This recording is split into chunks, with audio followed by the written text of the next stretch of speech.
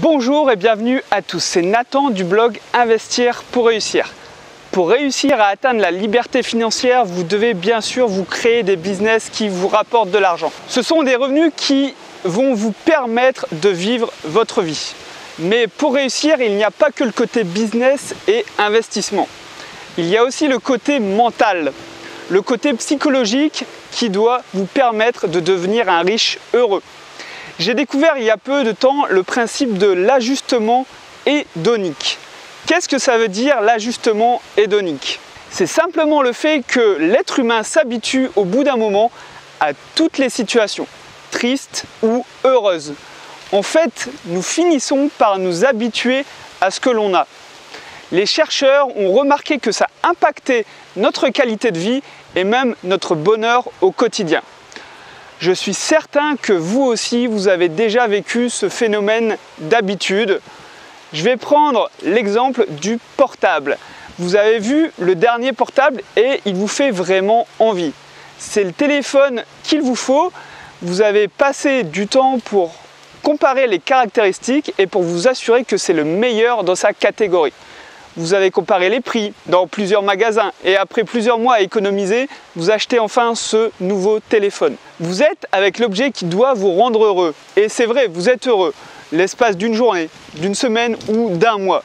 Mais au fil du temps, vous vous habituez à cet objet, vous en avez l'habitude et il n'y a plus de raison d'être aussi heureux qu'au début. Vous avez perdu ce plaisir initial. J'ai pris l'exemple d'un téléphone, mais c'est pareil pour un vêtement, un ordinateur, une piscine ou une voiture. Les scientifiques expliquent ce phénomène par 4 raisons. Nous ne sommes jamais contents. Notre esprit va se focaliser sur ce que l'on n'a pas. Quand nous assouvissons un de nos désirs, nous passons très vite à autre chose. Nous surestimons le plaisir et le bonheur liés à cet achat. Nous pensons qu'une nouvelle voiture va changer notre vie, mais pourtant elle ne nous permet pas de partir en vacances quand on le souhaite. Troisièmement, nous aimons envier celui qui a plus que nous et nous essayons d'avoir toujours plus que lui. Quatrièmement, nous oublions de nous gratifier quand nous réalisons notre désir. Ainsi, toutes les bonnes choses seraient des acquis. J'ai des exemples un peu plus concrets pour vous. Par exemple, je suis admis dans l'université de mes rêves, je suis le plus heureux, mais pendant combien de temps? Ou alors, j'ai enfin obtenu ma promotion au travail car je l'ai mérité, je vais vite me plaindre de ces nouveaux inconvénients liés à mon poste ou je vais me projeter sur le poste encore au-dessus sans prendre le temps véritablement de me féliciter et de profiter.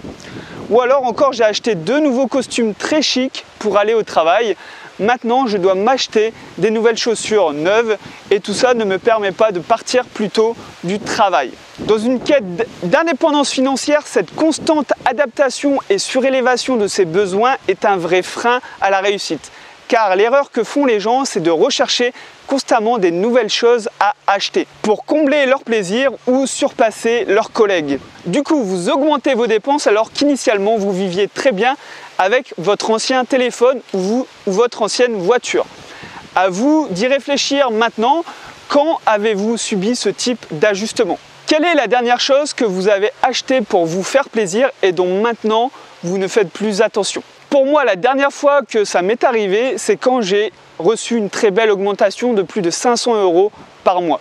C'est une sacrée somme et j'ai été très content pendant environ 2 semaines. Puis je me suis rendu compte que ça ne m'avait pas rendu plus heureux et que ça n'avait pas changé ma vie. Je m'étais juste habitué à être payé plus cher. Pour limiter ce risque de la surenchère, arrêtez de vous dire qu'il vous faut le meilleur dans tous les domaines. Vous n'avez pas besoin du meilleur barbecue pour faire griller 3 saucisses chaque été. Vous n'avez pas besoin du meilleur téléphone pour appeler vos amis. Vous n'avez pas non plus besoin du meilleur ordinateur pour regarder vos séries et envoyer des mails. C'était un point de vigilance dont je veux vous mettre en garde, car attention à ne pas être pris dans cette spirale qui vous pousse à toujours vouloir mieux et à toujours dépenser plus. On s'aperçoit qu'au final, que ce n'est pas ce qui nous rend plus heureux.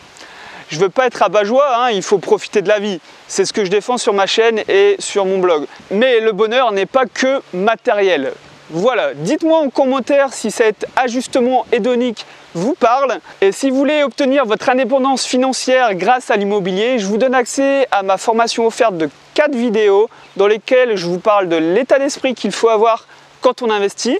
Ensuite, on verra comment faire la bonne affaire, puis comment se faire financer à 110% par la banque. Et pour finir, on verra comment calculer le cash flow d'un investissement immobilier.